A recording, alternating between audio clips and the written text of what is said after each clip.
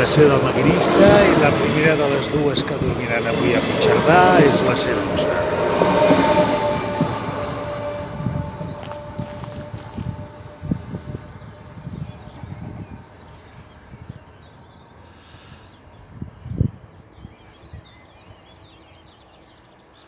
I això és tot des de l'estació de Ribes de Freser, ara. Adéu-siau.